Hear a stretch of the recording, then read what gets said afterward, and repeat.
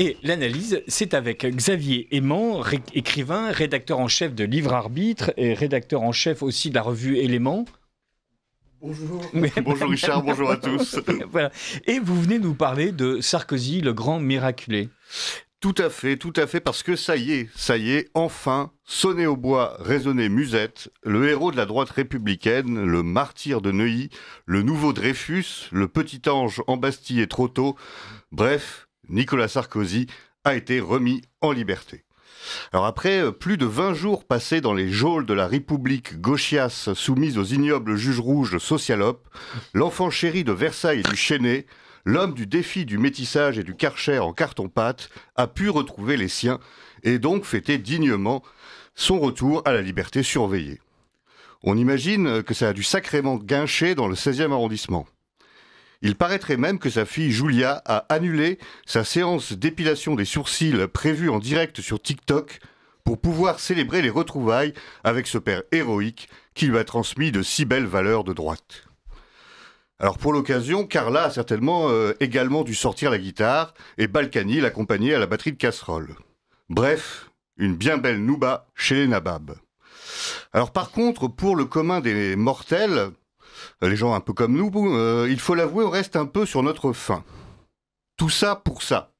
Tout ça pour ça, aurait-on envie de dire, toute cette dramaturgie, toute cette mise en scène, tout ce pathos, toutes ces unes de journaux et de magazines, ces éditoriaux scandalisés, ces articles passionnés et passionnels, tout ça, pour une poignée de jours passés dans une cellule individuelle, jouxtant celle de ses gardes du corps, entouré de l'attention scrupuleuse et bienveillante du personnel pénitentiaire, compensant sans doute assez largement l'animosité indéniable, mais toute verbale, d'une part non négligeable de ses codétenus. Alors ceci dit, apparemment la fameuse prison Club Med, tant dénoncée par les droitards de tout poil, ce n'est quand même pas si rose ni plaisant que cela, même quand on bénéficie d'un traitement VIP+. En effet, l'ancien président de la République, bien qu'étant un surhomme, selon certains éditorialistes politiques ayant égaré leur sens de la mesure au même endroit que celui du ridicule, l'ancien président, donc, aurait trouvé son très bref séjour, derrière les barreaux, dur, très dur, un vrai cauchemar même, selon ses déclarations faites devant les juges de la Cour d'appel de Paris. Alors des juges qui, fort heureusement, ayant la mémoire aussi courte que l'ensemble des Français, ne se sont pas souvenus des mâles propos du candidat Sarkozy qui proposait en 2012 qu'un condamné ne puisse pas bénéficier d'une mise en liberté conditionnelle avant qu'il ait effectué au moins les 2/3 de sa peine. Alors quoi qu'il en soit, on aura tout de même appris quelques détails passionnants sur ce rapide séjour en prison, notamment le fait que l'ex-président, se défiant assez légitimement de la cuisine des lieux, ne se nourrissait que de yaourt, et refusant par principe de faire sa propre cuisine. Car chez les Sarkozy, il faut le savoir, on a des principes. Faire assassiner un satrape oriental à qui on doit du pognon, ça va. Brader la souveraineté du pays, ça va aussi. Mais se préparer sa propre omelette au fromage comme un vulgaire prolétaire, à ça, jamais. On a sa dignité ou on ne l'a pas. Bref, cet embastillement ne fut qu'une vaste pantalonnade où le grotesque le dispute à l'indécent. On pourrait même se demander au final si tout cela ne fut pas une vaste opération publicitaire visant à relancer la carrière politique de l'ex-maire de Neuilly. C'est plausible si on en croit par exemple un récent sondage montrant que 75% des sympathisants LR seraient favorables à une implication de Nicolas Sarkozy dans la future campagne présidentielle. Alors certes, vous me direz, 75% des sympathisants LR, aujourd'hui ça fait pas BZF en termes numériques, mais qui sait, rien ne semble totalement impossible dans ce grand cirque tragicomique qu'est devenu la politique française. Quant à moi, qui n'ai pourtant pas le fond méchant, je regrette simplement que Nicolas Sarkozy ait effectué cette brève immersion en prison avant que celle-ci ne soit transformée en un impitoyable bagne salvadorien, comme l'appellent de leur vœu tant de ses soutiens et admirateurs. Il est en effet toujours bon de faire goûter aux gens leur propre médecine. Alors, merci beaucoup Xavier Aimant pour avoir remis les pendules à l'heure et l'église au milieu du village. On a tous été fascinés par la manière dont on nous a présenté Sarkozy comme une espèce de martyr de la République, de martyr de la justice. Et surtout, on a été fascinés par la manière dont, du jour au lendemain, la prison, effectivement, Club Med, était devenue un lieu abominable, rempli de gens souffrants, et avec Nicolas Sarkozy lui-même expliquant qu'en fait, être prisonnier n'est pas drôle. Contrairement à ce qu'il avait toujours prétendu, visiblement. Une surprise et une découverte pour apparemment beaucoup de gens, et notamment, en effet, dans une certaine droite qui se plaît à vouloir que les prisonniers pâtissent de conditions extrêmement dures dans les prisons, à part quand c'est quelqu'un de leur caste qui est contraint d'y aller. Mais c'est vrai que tout ça est assez tragique. Alors peut-être que ça rend moins l'avantage, en effet, de faire changer le regard de certains sur la prison et sur les conditions des détenus, qui n'ont pas dû s'améliorer, puisque la prison de la Santé, où était enfermé brièvement Nicolas Sarkozy, est une de celles qui est les plus où la surpopulation est la plus importante. Et ça s'est pas arrangé, puisque Nicolas Sarkozy, lui, occupait 2 cellules dans une prison qui est déjà totalement pleine et bien au-delà. Donc voilà, finalement tout ça aura été un grand moment médiatique, à mon avis, entièrement au bénéfice de Nicolas Sarkozy. Les gens de son entourage ont dit que la gauche avait voulu l'humilier. Mais finalement, il ne sort pas du tout humilié de cette affaire. On l'a remis au cœur de l'actualité, alors qu'il était quand même assez largement oublié. Et on lui a redonné une certaine sympathie auprès, apparemment, d'un certain nombre de personnes. Et alors déjà, Xavier Aimant, bravo pour votre chronique, parce qu'il n'y a pas tellement de personnes finalement qui parle de ce sujet à droite, et on peut aller directement vous rencontrer ce cher éléphant qui est au milieu de la pièce, et c'est quand même les médias de CNews, Europe 1 et plus largement de quasiment toute la droite, même nationale. On peut citer même certains de nos médias amis, on va pas les citer justement, mais même d'autres comme des médias concurrents de ligne droite. Et d'une certaine façon, pourquoi selon vous cette forme de corporatisme, ce légitimisme envers Nicolas Sarkozy, alors que ça fait 15 ans quand même que la droite tape et a raison sur les trahisons de Nicolas Sarkozy? Alors il y a plusieurs explications. Il y en a une qui est un peu vénale, je dirais, c'est que qui paye commande, et Monsieur Bolloré est un ami proche de Nicolas Sarkozy, à qui il avait notamment prêté son somptueux bateau. Peut-être que ça a pu jouer un peu dans la direction prise par les médias qu'il finance. Enfin, c'est une première explication. Après, il y a une explication peut-être un peu plus politique, c'est que la droite se cherche un nouveau champion. La droite est quand même très perdue en ce moment. On voit dans les récents sondages qu'elle est au plus bas, que les espérances mises notamment sur Monsieur Retailleau ne sont pas à la hauteur des attentes. Et peut-être a-t-on besoin à droite de se retrouver, de se reformer, de se retrouver un champion, ou sinon un champion, du moins un martyr autour duquel se serrer les coudes et serrer les rangs. Mais justement, est-ce que ça montre pas juste que toute cette droite médiatique justement n'est toujours pas derrière le Rassemblement national et cherche justement un personnage comme alors Retailleau, on voit qu'il est en grande perte de vitesse ces dernières semaines.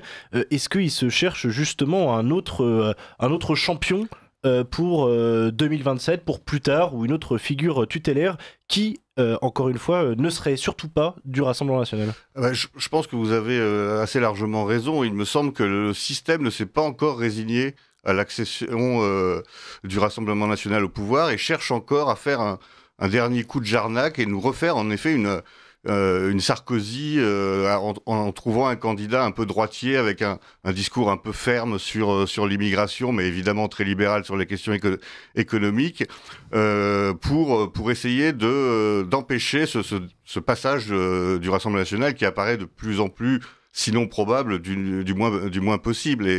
Et en effet, comme pour l'instant tous les candidats qui ont été testés n'ont pas fonctionné, alors je dis pas qu'ils veulent remettre forcément Nicolas Sarkozy comme candidat, mais il se cherche. Il se cherche clairement, parce que je pense en effet que le Rassemblement national, malgré tous ces efforts de normalisation, pour ne pas dire de banalisation, et tous ces tentatives pour séduire notamment le patronat et le MEDEF, comme on l'a vu dernièrement via Jordan Bardella, et le système n'est pas encore convaincu qu'il puisse totalement maîtriser la chose, donc on cherche encore une issue à droite pour essayer de barrer la route au Rassemblement national. Et est-ce que vous pensez que cette campagne de propagande, parce que ça s'en rapprochait quand même pas mal autour de Nicolas Sarkozy ces 2 derniers mois, a fonctionné? Parce que d'un côté, on a eu un sondage quand même qui montrait que je crois que 25% des Français seulement étaient opposés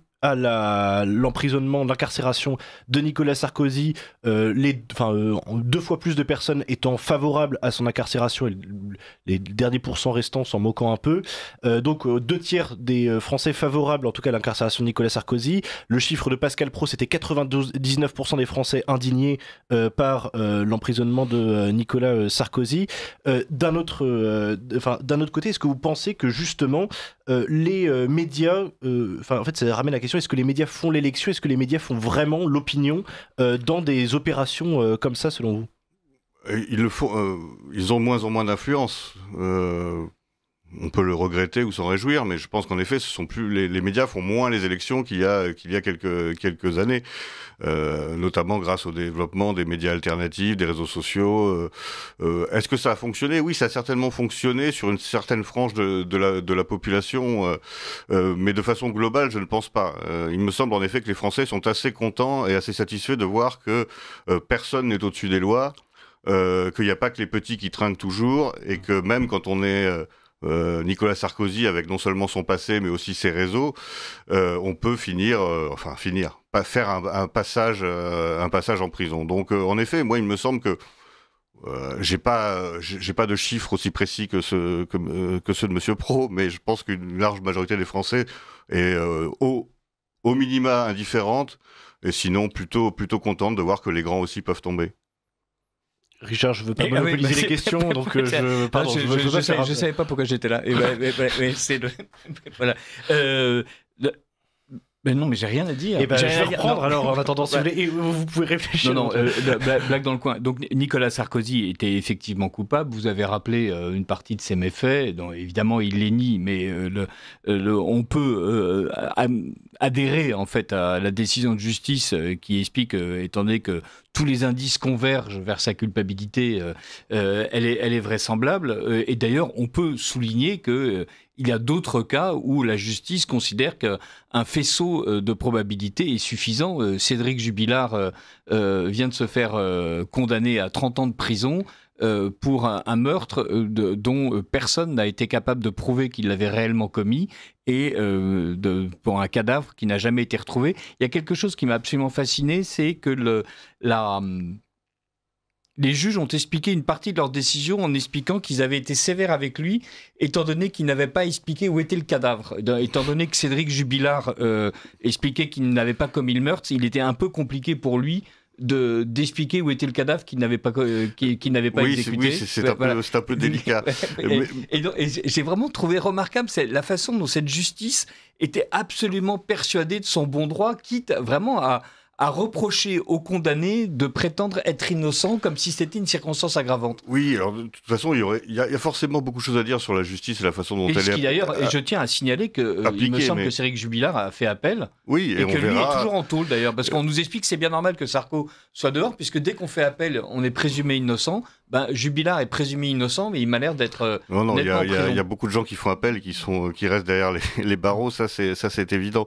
En fait, le problème, c'est qu'on peut critiquer la justice pour tout un tas de raisons, mais ce qui m'a marqué un peu pas dans l'affaire Jubilard pour le coup, mais dans l'affaire Sarkozy, c'est qu'en fait, les gens ne s'intéressent pas tellement au réel. Ils s'intéressent pas vraiment au fond. Ils ont décidé comme ça que Sarkozy était soit innocent, soit coupable. Donc chacun choisit son camp et le défend mordicus, sans s'être plongé, ne serait-ce qu'un tout petit peu, dans le fond de l'affaire. C'est-à-dire qu'en fait, l'idéologie est plus forte à la fois que la raison, que la loi, que les faits. Et parmi les gens qui le défendaient mordicus, je suis navré, mais il y avait clairement des gens qui n'avaient absolument pas consulté ne serait-ce qu'une partie du jugement de 300 pages, je crois, ou du dossier de 300 pages qui accompagnait cette affaire. Ils avaient juste décidé que comme Sarkozy était de leur camp et que comme Sarkozy était leur champion, il fallait le défendre, quel que soit le réel. Et pour moi, ça c'est un marqueur de notre époque, où en fait le réel s'efface derrière des crispations idéologiques de plus en plus fortes. C'est-à-dire quelqu'un de mon camp ne peut pas avoir tort, ne peut pas s'être trompé, ne peut pas être condamné ou condamnable. Je le défendrai uniquement sur une base idéologique. Il y a un point qui découle de ça, c'est que d'une certaine façon, alors que la droite a expliqué justement après Sarkozy, pendant plus de 10 ans, que en fait il fallait pas se définir pour plaire à la gauche comme Sarkozy l'avait fait pendant son mandat, on a l'impression que là, elle se définit pour déplaire à la gauche. Parce que les juges seraient rouges, enfin, on peut d'ailleurs globalement admettre sans problème que les juges sont probablement beaucoup plus à gauche que la population française, que rien que le fait que le syndicat de la magistrature représente un tiers des magistrats et qu'ils soient plutôt affiliés à LFI, rien que ça, bon, ça montre une surreprésentation. En l'occurrence, la juge qui a jugé Nicolas Sarkozy n'était pas membre du syndicat de la magistrature. Et à côté de ça, on a l'impression que parce que une personne qui serait supposément socialiste ou de gauche a dit blanc, il faut nécessairement dire noir. Oui, il y a un aspect très pavlovien là-dedans, et c'est en effet un phénomène de fond, il me semble, et qui est en effet accentué, à mon sens, par les réseaux sociaux, qui demandent des réactions binaires, des réactions manichéennes, systématiques, la recherche de la confrontation, du buzz, etc., etc. Sur la question de la magistrature, vous avez tout à fait raison de rappeler qu'elle est très certainement, enfin on peut le constater, largement à gauche. Mais en fait, ça fait, je sais pas, 20 ans, 30 ans qu'on se lamente de ça. À un moment, à force de se lamenter, il faudrait peut-être chercher des solutions et proposer des solutions, plutôt que toujours se lamenter. Moi, j'ai toujours été frappé d'une chose, j'ai fait des études de droit. À mon époque, et je pense que ça n'a pas beaucoup changé, les facs de droit étaient considérés comme des bastions de droite. C'était là où la représentation des mouvements de droite, et on va dire de droite radicale, étaient les plus forts. Les étudiants de droite deviennent avocats. Voilà. Et alors pourquoi il n'y en a aucun qui devienne juge ? Quand on abandonne un terrain à l'ennemi, il ne faut pas trop s'étonner qu'il l'occupe. On a abandonné l'éducation nationale pour après pleurnicher tous les profs sont de gauche. Et ben pourquoi il n'y a pas des gens de droite qui vont devenir profs ? Parce que c'est mal payé. Pourquoi on passe pas des concours de la magistrature ? Parce qu'on préfère faire du droit des affaires. À un moment, la lamentation systématique, elle est impuissante. Il faut agir, il faut justement s'engager sur des terrains qui ne sont pas hospitaliers a priori. Il faut remplacer les gens qu'on veut remplacer. C'est comme se plaindre que les journalistes sont tous de gauche. Alors la réponse, c'est on va privatiser. Non, on pourrait aussi éventuellement penser à mettre des gens de droite à la place des gens de gauche si on a atteint le pouvoir. Je trouve qu'il y a un aspect à droite de passivité incantatoire qui est un peu fatigant à la longue. Il suffit de prendre les places. Alors on me dira oui, mais on n'aura pas les concours, on va être barré parce que les concours sont faits pour recruter. Essayons avant de voir. Et puis on ne demande pas à des militants affichés forcément de faire ça, mais à des gens juste qui ont des idées un peu droitières et un peu en contradiction. Voilà, il faut mentir pour arriver. Voilà, où il faut en tout cas être discret, mais en tout cas, juste faire un état des lieux et dire c'est malheureux, les juges rouges, et ben qu'il y ait des juges blancs. Et précisément sur l'affaire Sarkozy, est-ce qu'il n'y a pas quand même une dimension qui est que la raison pour laquelle ça a été autant critiqué, c'est cette question encore de l'exécution provisoire qui en fait s'applique aussi d'une façon semblable à celle dont elle s'est appliquée pour l'affaire Le Pen. En tout cas, les parallèles ont été faits.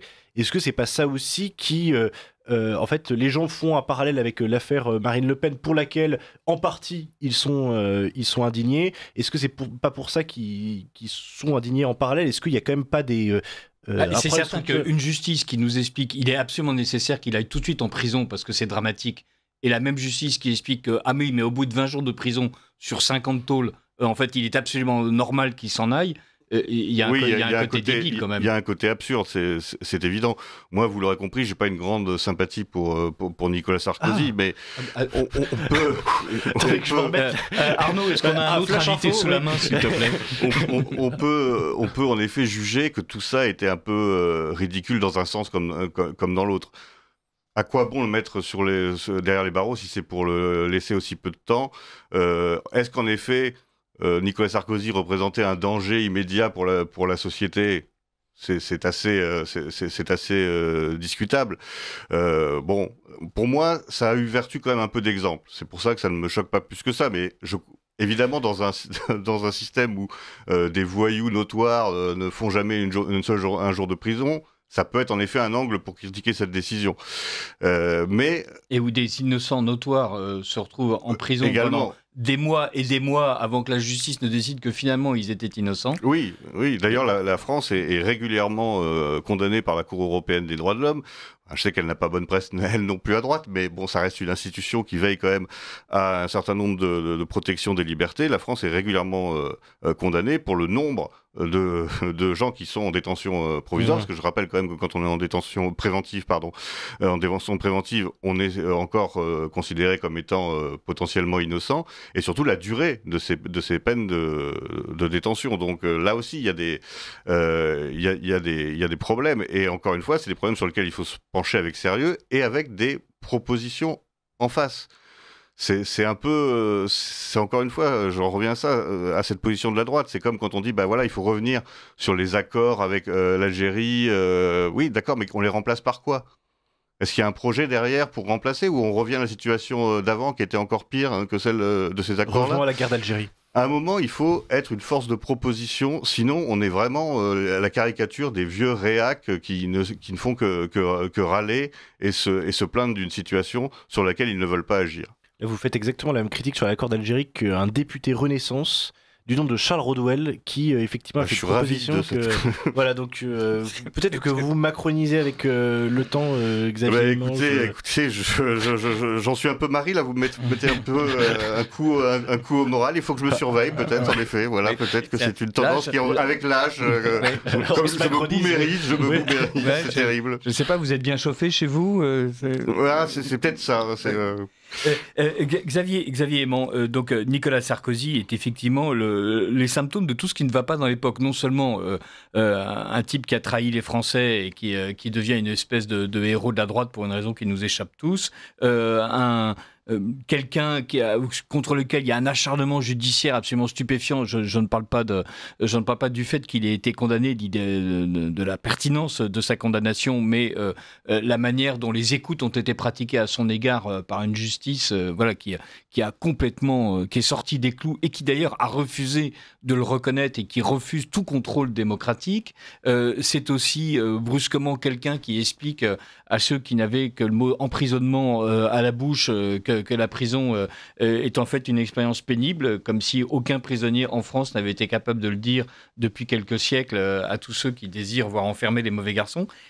Est-ce qu'on n'a pas là le symptôme d'une époque où effectivement le réel s'efface, mais où aussi il est absolument nécessaire de se donner les causes les plus débiles ? Parce que quand même, le fait que Nicolas Sarkozy devienne une cause, on est quand même au comble du ridicule. C'est-à-dire, l'euthanasie frappe à nos portes, l'Union européenne assassine la France, Emmanuel Macron est le pire des présidents de toutes les républiques successives, et on est là en train de s'exciter sur Nico.